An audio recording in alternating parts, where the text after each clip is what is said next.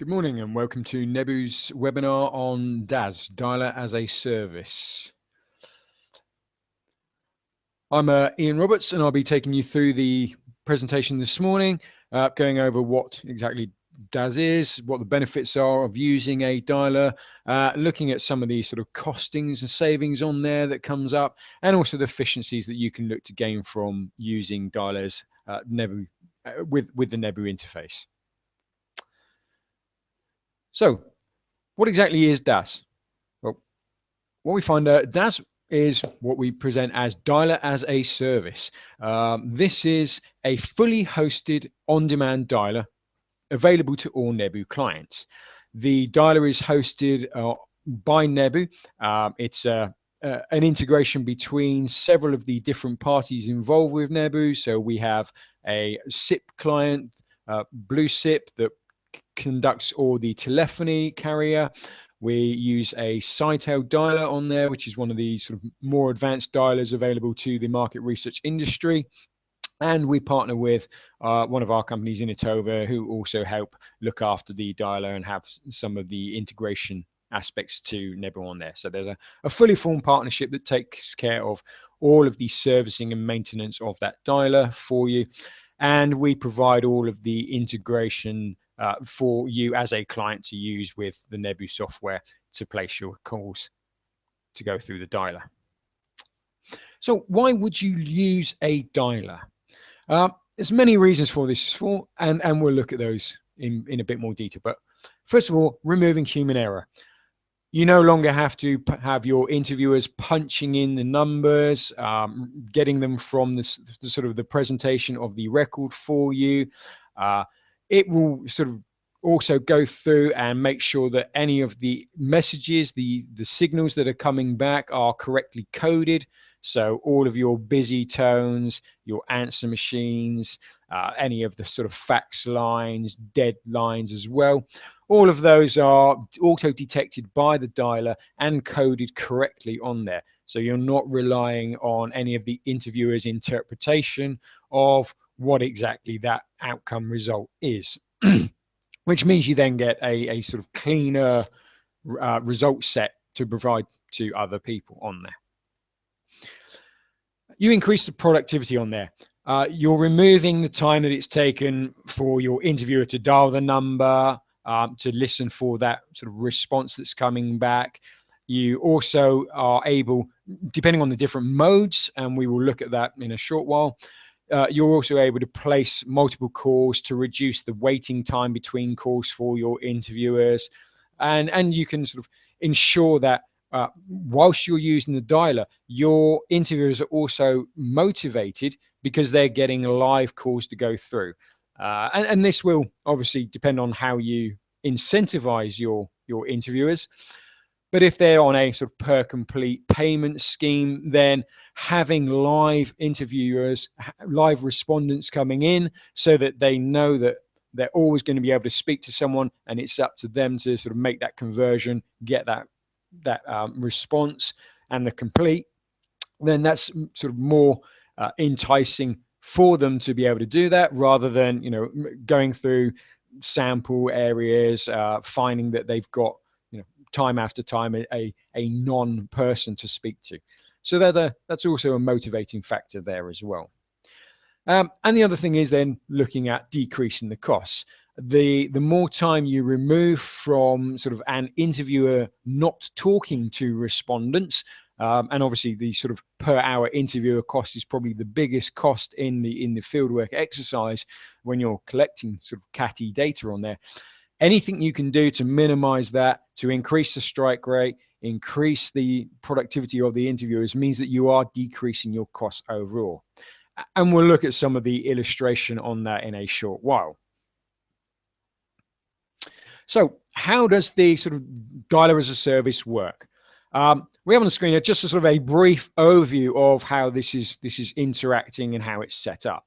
So obviously there's the sort of dub interviewer aspect of it, Nebu's operating system there for the interviewers that is holding the script of the survey, that is using sort of the dub interviewer database to take all your sample files, your records, and pass those sort of to the browser and to the dialer.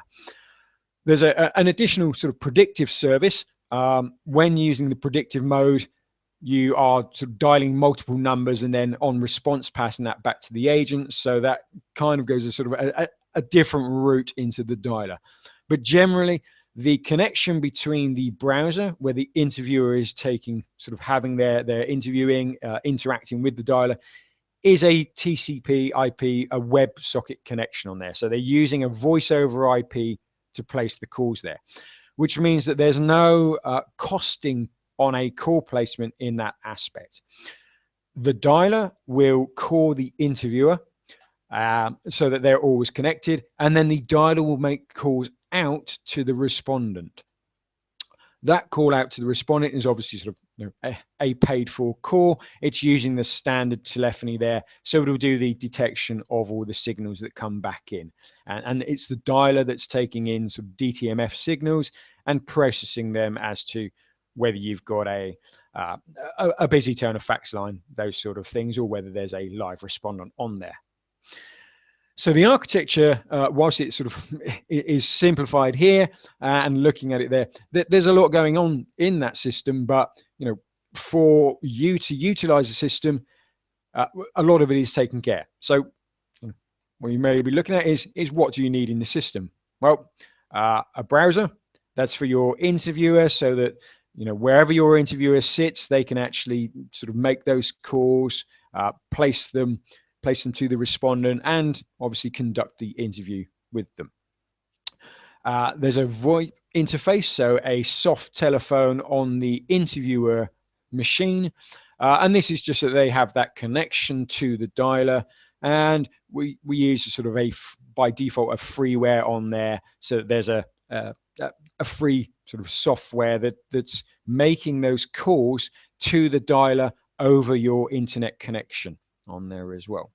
And of course, Dub Interviewer is required on that, because obviously that's the sort of the integration part for using the Nebu software and making sure that the dialer places the calls whilst using the CATI interface on there as well. Just a brief mention of some of the future development.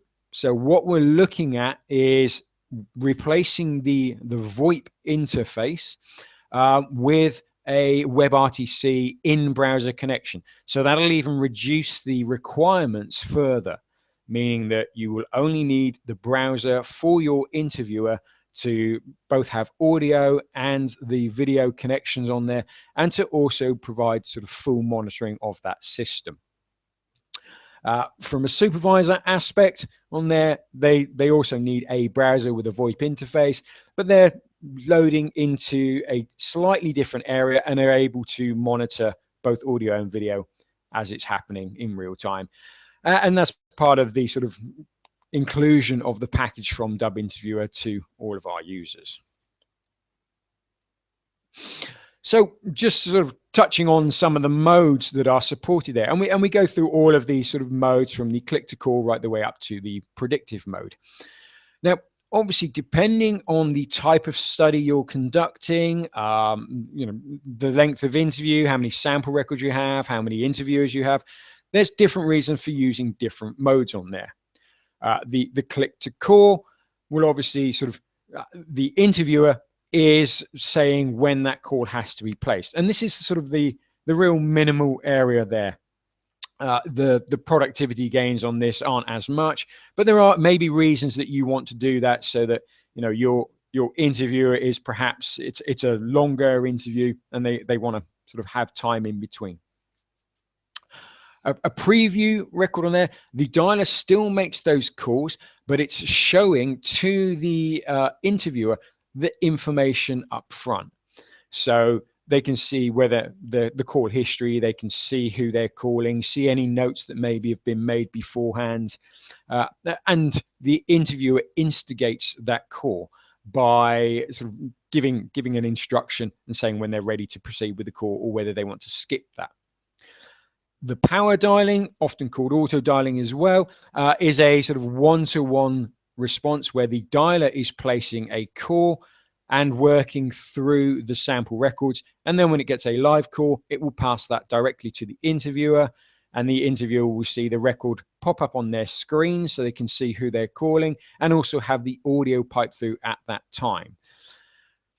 So that's a sort of the dialer is making the calls and making the results, passing those through, and really minimizing the amount of time that an interviewer is spending in getting into an interview without getting to the predictive mode. Now, a predictive mode is quite an advanced piece of sort of dialing technology in there. What happens is that the dialer will look at how many calls it needs to place to get a live respondent through. So if it's during the course of the project, it's monitoring every interviewer's length of interview. It's looking at the last question they're on and seeing roughly how much time it takes to do that last question. And then it's calculating how many calls it has to make based on the history of the project in order to get a live respondent. So you're really sort of churning as much as possible your sample. You're getting the minimal amount of time for your interviewer not to be proactive, not to be talking on there as well. So it is a very high productivity mode. But each one of these sort of different modes has different reasons of why you may want to use them, why you may look at going into the sort of the different areas presenting a different dialer broadcast. So which mode should you use then? Well, if we look at the click to call, we're looking at sort of longer surveys where the churn rate of the sample trying to get through isn't as necessary on there as well. And sort of B2B ones quite often where, maybe your interviewer needs to have a look at some of the information in between. There may be sort of quite complex definitions that they need to get through there, or there's a lot of information they need to know about the respondent in front. Obviously, if they're looking at the screen and they're making those calls as well, the interviewer is very much in control of when they place those calls. And it also means that if they are on longer interviews, 45-minute, an hour interviews on there as well, they may wish to have a break in between, and you're giving them that control. The preview method on there is fairly similar to the click to call, but again, instead of the interviewer clicking on it, the dialer is sort of passing the call through to them, but also giving them a break time between sort of the call coming up and showing them that information, that preview information as well. So there's sort of quite similarities between those two, and again, it's more sort of testing and seeing what works for your interviewers as to which mode you use on those particular aspects of it. The auto dial mode, really looking at sort of fairly small sample sizes on there as well. An average length of interview on it can be sort of B2B, B2C, and it's really looking at sort of where you want the call to come through. One call is placed after a next, and you want to sort of get the most efficiency, most productivity out of interviewers, but also not having possibilities of drop calls, different areas like that. And the predictive mode really needs a large sample and a low length of interview. Anything that has that sort of long interview time period means that the dialer is then not optimized to reduce that amount of time waiting. You need a lot of sort of sample in there, because if it's placing 3 or 4 calls at one time to get sort of one response back, obviously those calls are going to be dropped. Depending on the call rules you have set up in your system, they may not be called back sort of within the time that you need them. And to reduce that time between interviews, having a short interview times means that you're not getting the interviewer fatigue on there. Now, obviously, we go into much more details on the different modes, the different aspects of using them in the white paper, which is available on the Nebu website. So the considerations you have to make when looking at which mode to choose on there is, obviously, for the predictive mode, the amount of dropped or silent calls. If you can imagine that several interviews, several calls are placed at one time to make one response for one interviewer, then you're going to have an amount of dropped calls. The dialer itself obviously sort of works on a cadence there as well of how many drop calls can be allowed across the length of the project, and that's to comply with the MRS rules on dialing, SMR rules there as well. So really, the amount of drop calls that's acceptable and likely within the project will also indicate which mode to use. Obviously, if you're dialing sort of 3 or 4 calls as well, there is a likelihood of them being dropped, but the dialer will automatically adjust, and it could get to it's just sort of calling 1.5 lines per interviewer.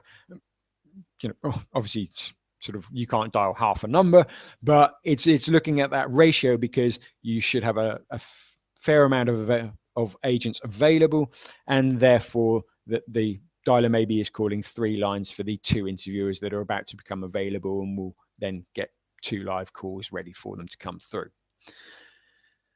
Obviously, looking at the sort of amount of sample and the quality of the sample you have there. The dialer, if it's in a predictive mode and is hitting the sort of maximum amount of drop calls allowed, will drop down back into the sort of auto mode on there as well, the power mode. That means that you're losing that sort of intensity. You're losing some of the time, the talk time that's available in that predictive mode. But if you've got sort of a poor quality sample as well, so that the amount of numbers that need to be dialed to get one live coming through increases, that's also likely to affect the amount of calls placed, the mode, and the efficiency on there as well.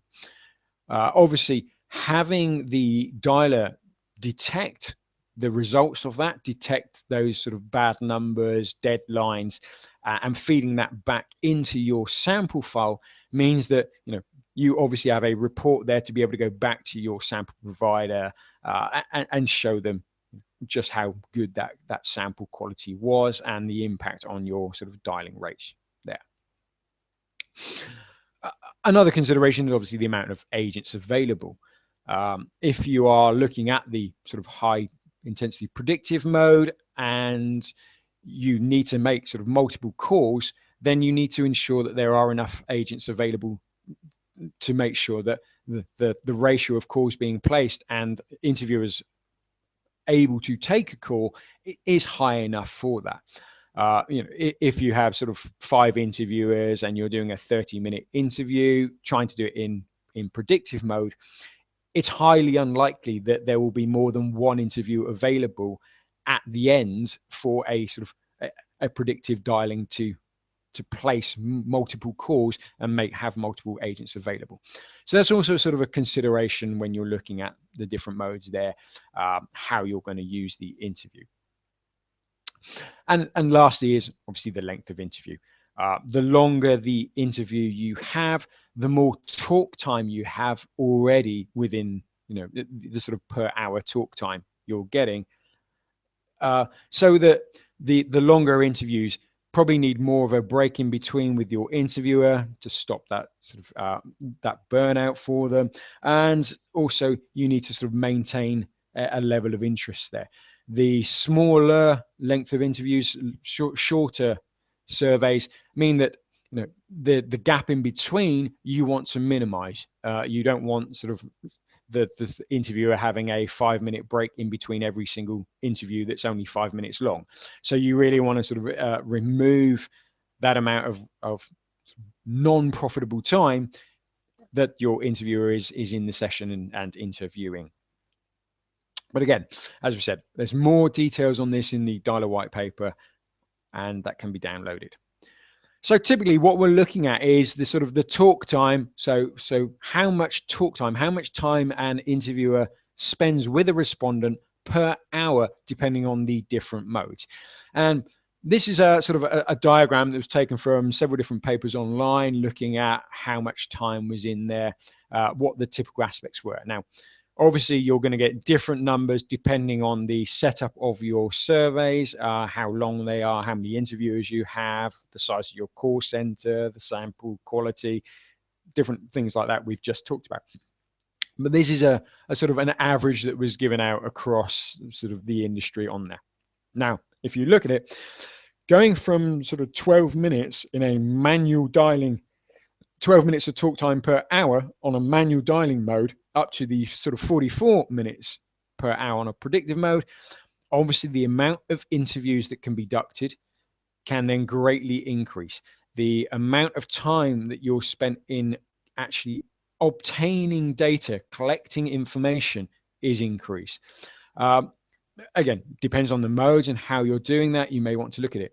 But each of the modes going up there, the difference is significant enough to ensure that you are making the best of your interviewers and their time. You're getting the maximum out of having an interviewer there, increasing the amount of interviews they are conducting, and also then therefore reducing the fieldwork time. So if we look at the sort of the cost and savings on a non-dialing, and this is sort of, just an illustration, obviously for different people, it will be different there, but we'll look at some of the assumptions we have. We typically see across all of our users that there is 1,000 hours per CATI station per year that are sort of interviewing hours. So your CATI interviewer is logged on average for 1,000 hours. Now, out of those 1,000 hours, obviously, there's different sort of talk times in there. So if we look at the minimal, the manual dialing one, and we take the 12 minutes that we were looking at on that sort of previous slide, we're looking at a 12-minute interview. So we're looking at really over the 1,000 hours, just 200 hours of talk time. So that's only 200 hours out of the 1,000 that they're actually with a respondent, getting some of the information there. So if we look at sort of paying your interviewers 10 euros per hour, and again, these costs, can vary. It's really going to be different for each individual organization. But just looking at that, we're then looking at, a cost of 10,000 euros per annum per seat for your interviewer on that, which means that, every interview, those 200 hours interviews on there as well, you're looking at paying sort of 10 euros on the interview. Now, again, it's an illustration on there. These are sort of using the sort of averages, rough figures on there as well. But what we'll be looking at doing is sending out to you, following up this, a small calculator so you can play with those figures as well and see where the benefits are yourself. So then if we look at that, and bear in mind we've got a 10 euro per interview cost here, then we're going to look at what happens if we're looking at the sort of the dialer. Now we'll look at the auto dialing mode on there as well. So obviously, again, the 1,000 hours on the CATI station. We're still looking at the same 10 euros per hour for the interviewer that we're paying them. But now we're getting an increase of 530, sort of the interviewing hours, the talk time hours is up to 533 hours. We're looking at the sort of 30-something minutes talk time that we were getting in that auto mode on the previous sort of screens on there, showing the bar charts and how much talk time you're getting. So it means that you're now conducting sort of 2,665 12-minute interviews if we're having an average 12-minute interview there instead of sort of the hour before. However, there's an additional cost now of sort of 0.76 per talk time hour for the dialer. And that is the talk time hour on there. So whilst we're getting sort of 30-something minutes per hour talk time, we're only paying that 30-something minutes on the talk time hour for using the dialer. So if we look at it as an overall across that one seat on the year, so you've got your 10,000 per annum per seat for your interviewer costs, 1,000 hours, 10 euros per hour interview cost. There's a 405 euro dialer cost on there as well. But because of the increase, sort of 2.5 times more interviews that you can conduct, your interviewing cost is now down at sort of €3.90 per interview instead of the €10 on the previous non-dialer usage.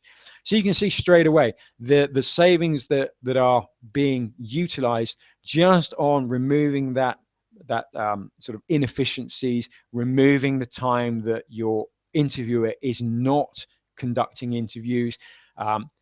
Every time they're placing a call that results in a busy tone and they're not making that contact, they're not gathering data for you, is lost time, really. So this is what we're looking at on the costings for the dialer there as well. Now, as I said, again, we'll be able to provide you with a calculator, so you can then play around with different figures and look at these yourselves and see, how this can benefit you, putting in your own interviewer costs, putting in your own sort of response rates, average interview length as well. So that was a sort of a brief overview on that. What I want to do just quickly is show you how it looks to the interviewer screen. So I'm just going to sort of switch over to a different mode there. So bear with me for 1 second on there.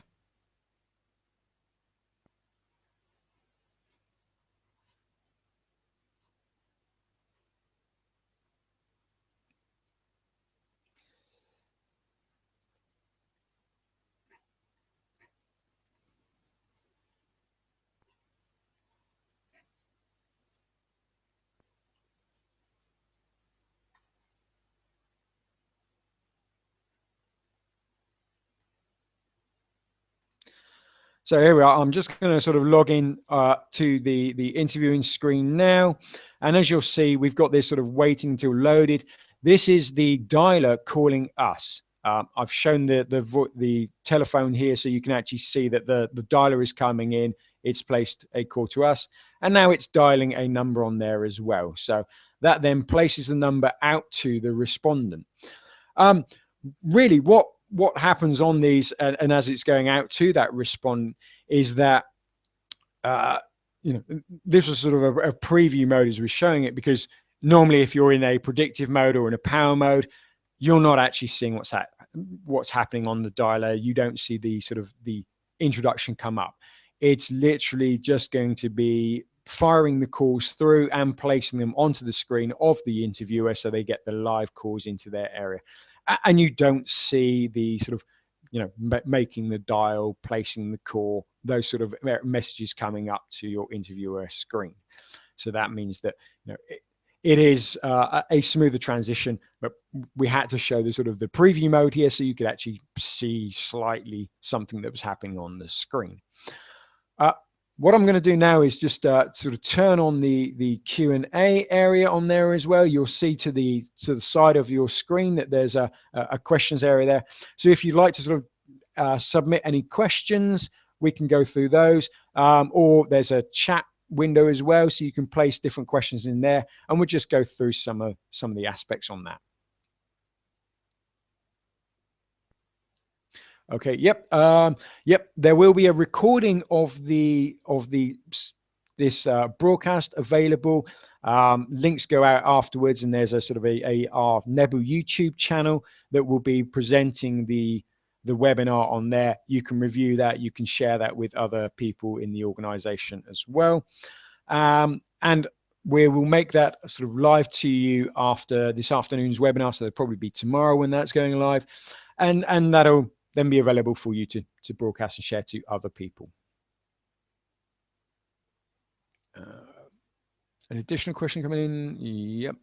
Yep. The calculator again. Yeah, we will be broadcasting that and sharing that on our website. Again, that'll be after we've sort of finalized the second webinar this afternoon and issued that to people, so we can see how those are coming on.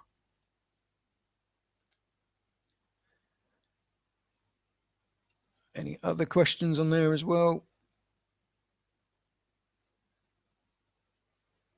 Oh yeah, the white paper. Yep, the white paper is available, as I said, on the website. If we look at the sort of nebu.com website on there as well, there is a link on it when you're looking at the sort of the dialer area. So if you go to the nebu.com website on there, You can either sort of look under the sort of solutions area, see some more information about Dialer on there, and there's a link to download the white paper. So that's the nebu.com/Dialer as a service page on there as well. That's under the solutions menu. You can find the link there, find some extra information about the Dialer as a service.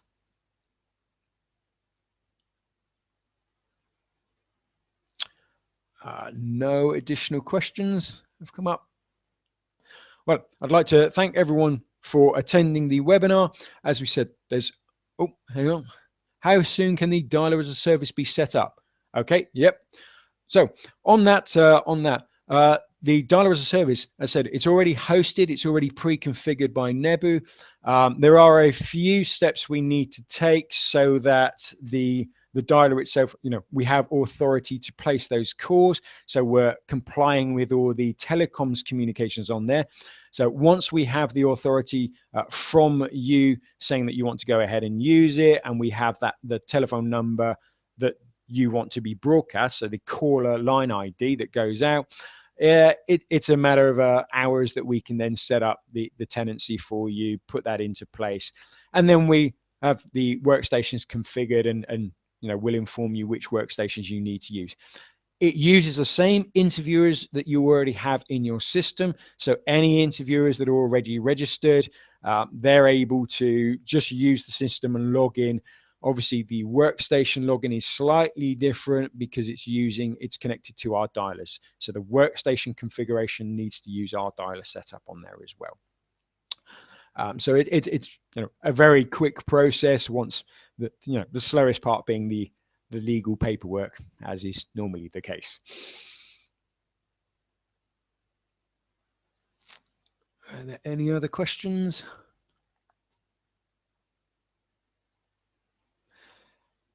No additional questions? Okay. Well, again, thank you everyone for attending the webinar. Apologies once again for the sort of slight delay in the time slot there. Teething problems with using the systems, and I hold my hands up for that one. We shared the sort of the wrong link to it. Hopefully we will be presenting more webinars in the near future, so kindly visit the nebu.com pages, our Google Plus pages, our YouTubes, and see any of the information that's coming up, and keep in mind any future webinars. If you have additional questions that come to mind after the event, you can always drop us an email. Most of us are available on there, and you have our email addresses, or you can send it to nebu@nebu.com, and it'll be picked up throughout our service. Someone will get back to you with different questions on there. So I thank everyone for attending this morning, and wish you well, and hope to speak to you soon. Thank you.